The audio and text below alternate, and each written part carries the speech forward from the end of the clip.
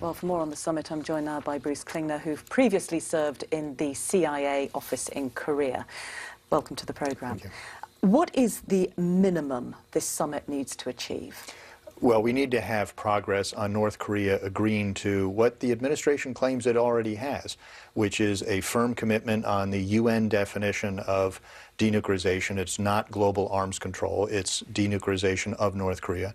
Also, we need a commitment on a early data declaration with information on the nuclear and missile programs, and a commitment to fully abandoning their arsenal and production facilities, and international standards of verification, such as we had in arms control treaties with the Soviet Union. But you've got President Trump saying that he's in no rush and he's happy with a freeze on testing. What incentive is there for North Korea to do anything else? I think much less than before. We've seen the administration lowering or walking back a number of its previous policy stances.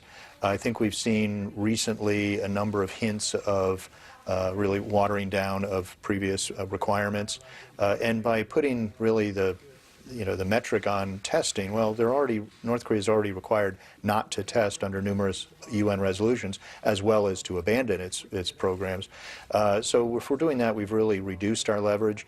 And in the meantime, we're not fully enforcing our own laws, so maximum pressure is not maximum. So we're really, I think, have lowered the leverage that we had on North Korea. Do you think there's a danger that the US has also lost the momentum on this and the sense of urgency that this is a crisis? I think so, because, well, we have stepped back from the talk of war, which was really from the U.S. side, talk of preventive attack, et cetera. So there's not that sense of a military crisis.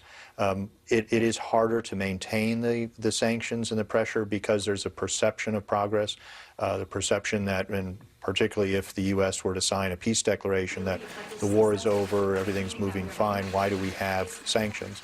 A peace declaration is one of these things that sounds good, but actually accomplishes nothing in reducing the North Korean nuclear missile and conventional force threat to the south and our forces there, and it carries some inherent risk. It could further undermine international resolve on the pressure, and also it could really be a slippery slope on the security side. President Trump does seem to be in a particularly jovial mood, having already had dinner with Mr. Kim. Just how important is the personal relationship he puts so much store by? Well, it's important, and certainly an important countervailing to a year or so ago when we had, threats on both sides. But a relationship, just as having diplomats meet, only takes you so far. It's a tool, it's not the objective itself. So having a good relationship is fine, but unless it achieves something, achieves a strategic objective, then it really is a nice to have rather than a critical to have. Bruce Klingner, thanks very much for joining me.